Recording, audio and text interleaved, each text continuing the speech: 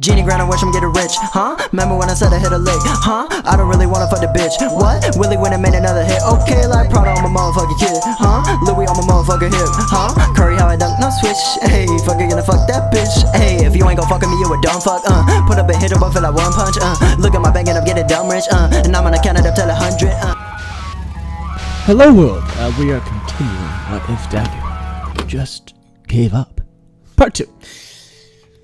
So, we're going to be shifting back in time, just to give you an idea of what had happened after Deku had, well, cracked. His smile frozen onto his face for the rest of his life. He couldn't let it down. He wouldn't.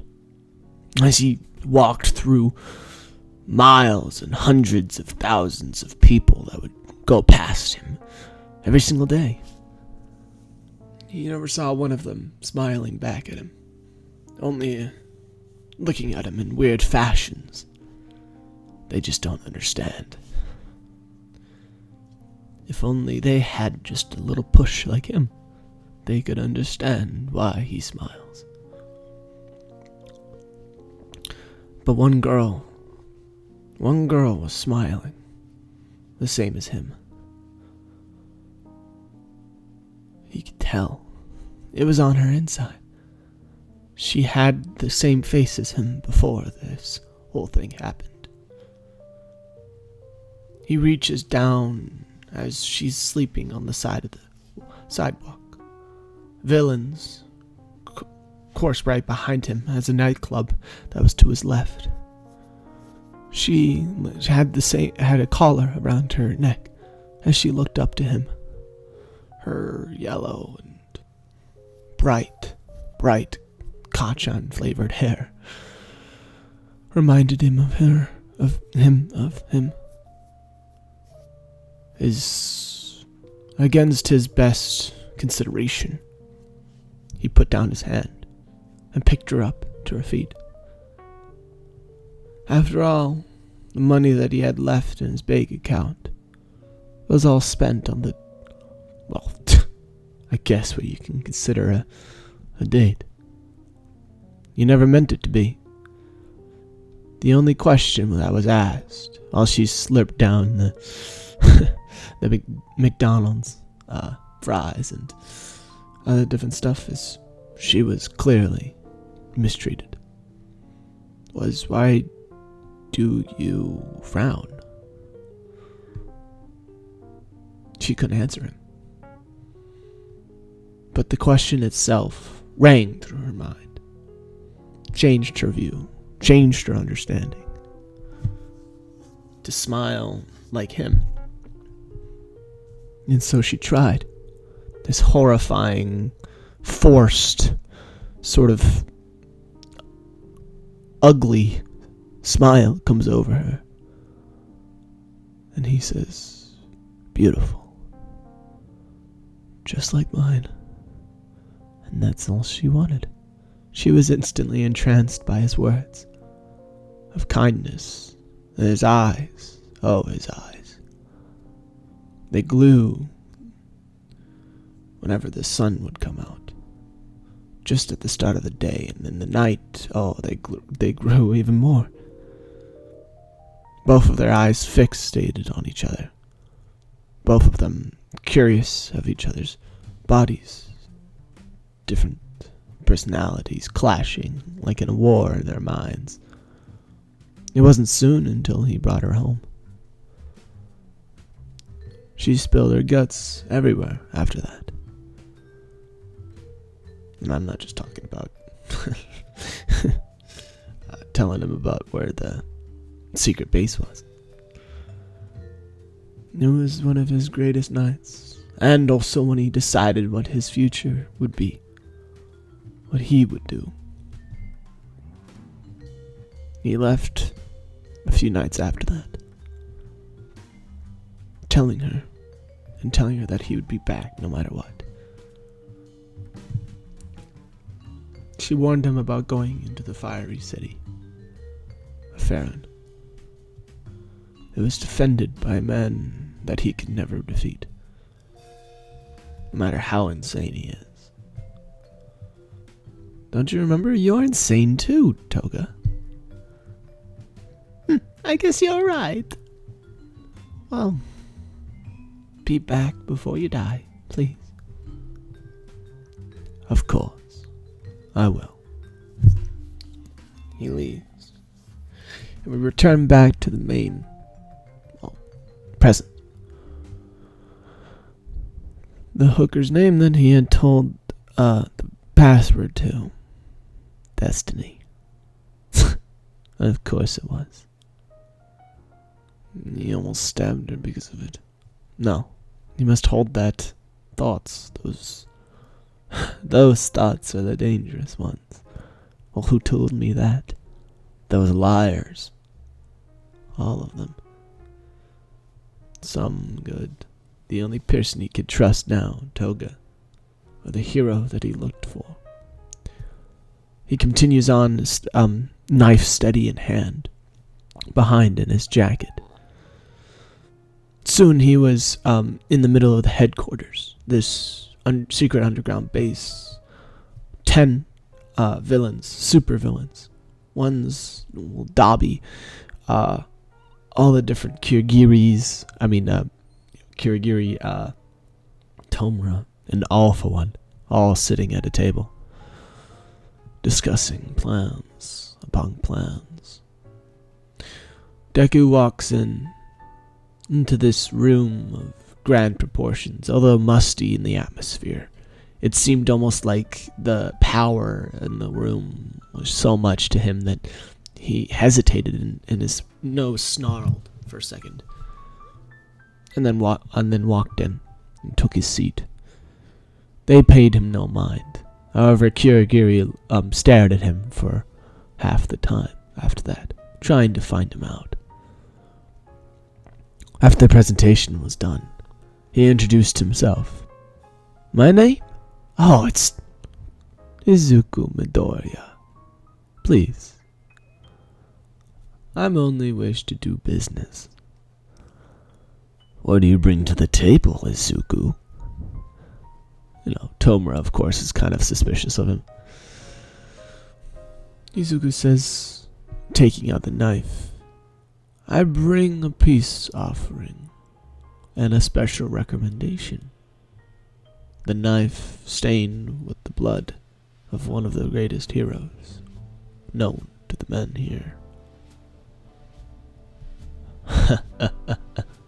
Good job. All for One throws Tomura out of the way as he picks up the knife for himself, looking up at it at the light. As he takes it into his back room, Deku follows.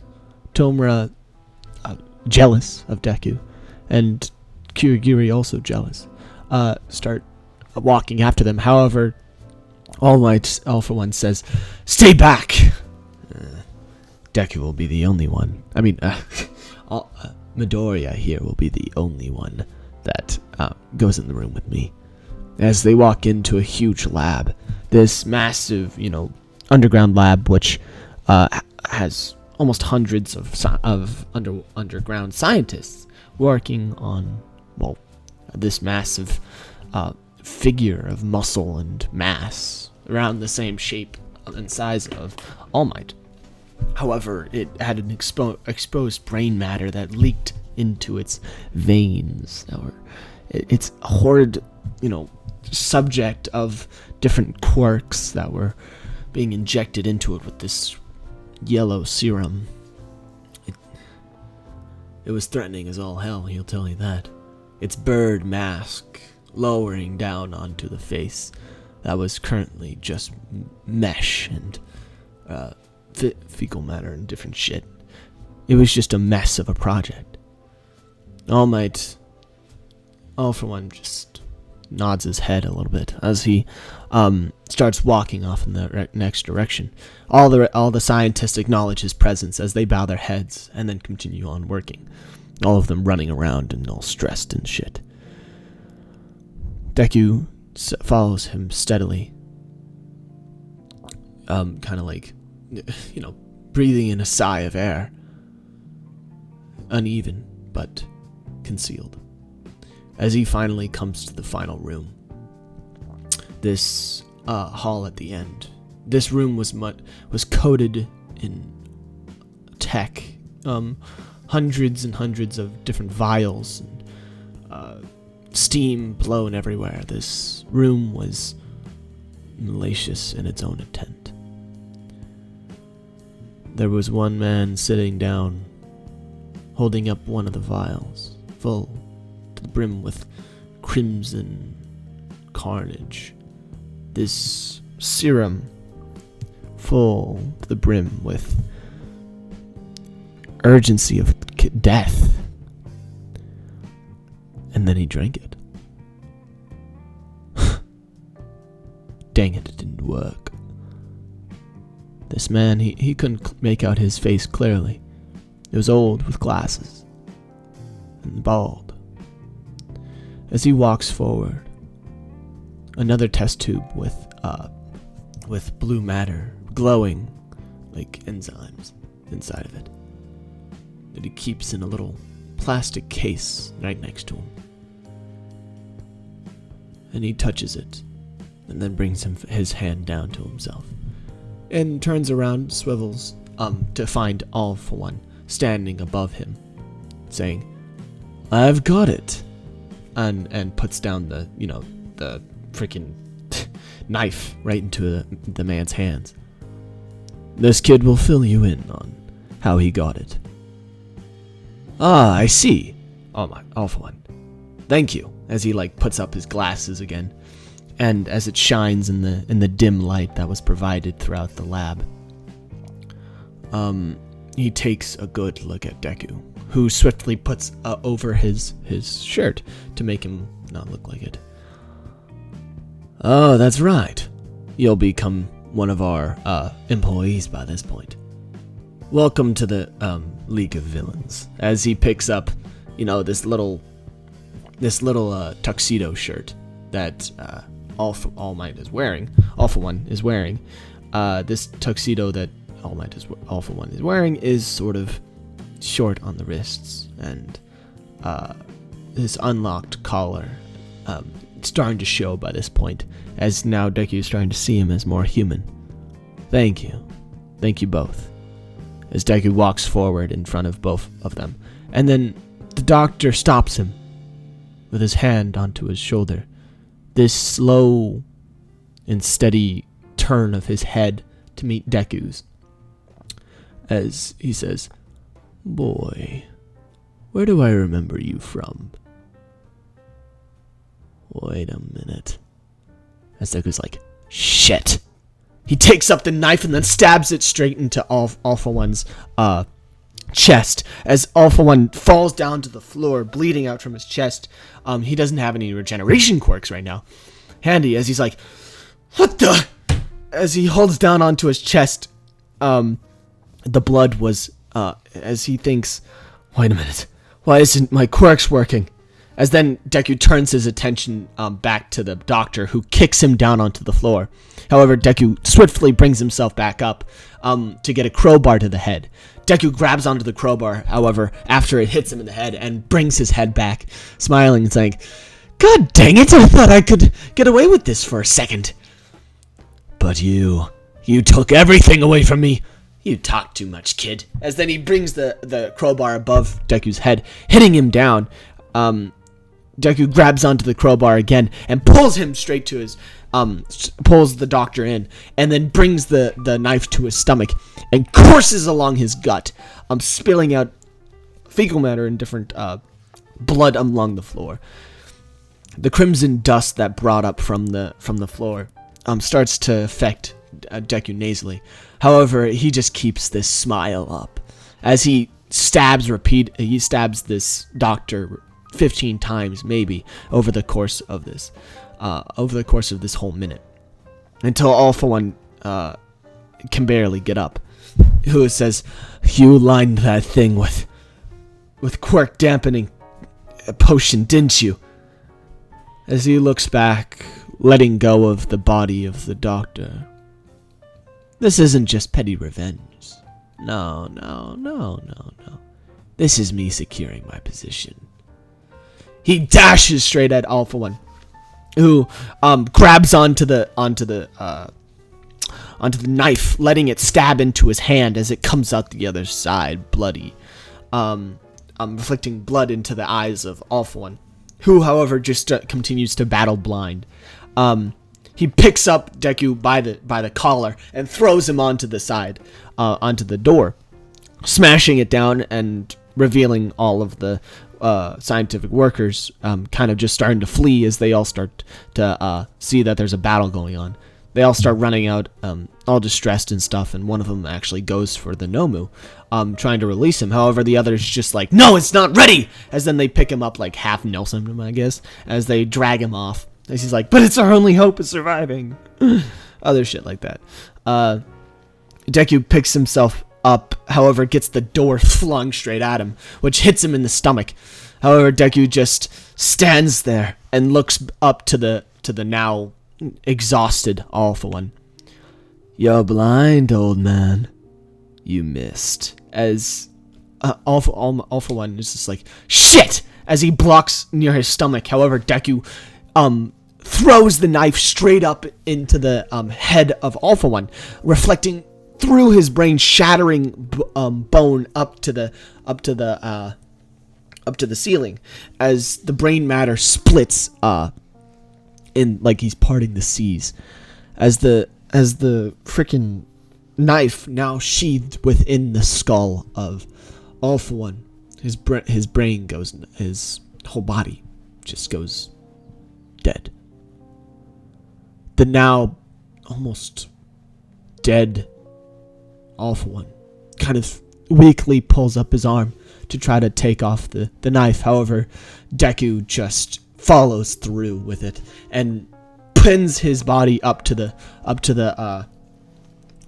on the ceiling as Alpha One loses the last grip of his strength. Deku starts declothing Alpha One until he hears knocking at the front door of the scientists. As, you know, of course, Kirigiri and Tomura had heard of this interruption. They start walking through as they soon find the body of Alpha One, declothed, and all of the vials and all the different stuff gone. Search the place! God damn it, how can we let this happen? Oh, at least there's a new ruler.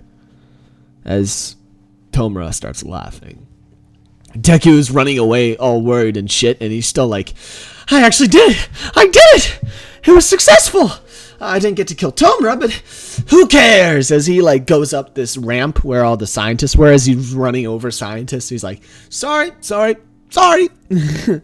I'll kill you sometimes later, but you're gonna have to become my human ramps for now. As he finally busts out of the bunker on the other side of the city, outside the outskirts, in the middle of the sultry forest, this dim-lidded, hellscape that had once burned was now just blackish and was just like a deep sea forest.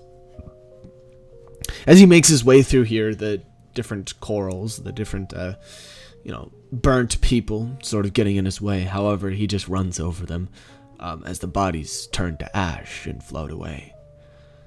He makes it all his way all the way out to the outskirts and finds himself right next to the Mickey D's freaking van, as he slowly loads up the freaking cart full of vials into the back of the truck and gets into the pilot seat and drives away, throwing out the body from inside. He drives it for days on days, trying to get away from Tomura and different stuff. However, he knew that Kirigiri had some sort of teleportation ability, so he would have to be very loose with what he does from now on. After all, he will be hunted down. But that one vial, as he continues to go on, driving on the road, stopping at different places, he asked them where the headquarters of the Heroes Association was. They always told him the same thing, the same hometown, the same city, Hiroshima. And he continues on his way from there, checking out the vials repeatedly. Some of them would go old by the time that he got to the actual headquarters. However, before he stopped on his way to the final city, gassing up his tank, and as he barely gets back into it. However, a man steps out of one of the cars that he rolls up in this sport car, this Lambo that was quite fashionable with its sparkly wheels and very refined, different stuff about the car. It's just this completely decked out car that nobody should really have. However, this monstrous man gets out of this. He's cloaked in fire and just completely stone-faced and red hair spiked up to the tips. White shirt. He gets up all grumpy, walking over to the thing, as then he stops for a second as Deku is trying to keep his eyes on the sunset while he walks to his van. And then Endeavor kind of like stomps right in front of him and like puts his hand up to the side of the van saying, "Where do I know you from?" As he squints straight into the eyes of Deku, whose eyes were not glowing at the time. Deku just smiles and says, "I've seen you save so many people, Endeavor." "Shit, you know it was me." "Well, when you don't wear a mask, I mean, that just happens. You know what I mean?" As he like walks into he like opens up the car door and then Endeavor slams it again. He's just like, "No, that can't be it. I've seen you somewhere. Wait a minute." As Endeavor gets closer and closer, Deku, reaches into his back pocket, kind of like clutching the knife in it. And then all of a sudden, "Can we get going, father?" As Todoroki just kind of shouts from the car. As Deku doesn't know who Todoroki is, though. As he's just like, "Oh, thank God."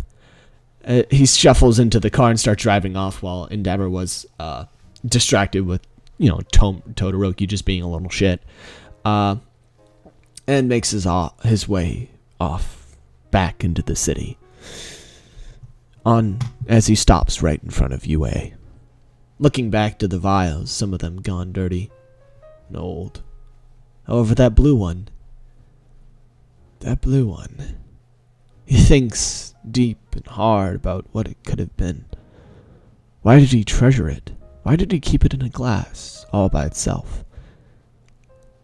That's enough to be answered in the next episode. Thank you so much for watching. I'm surprised.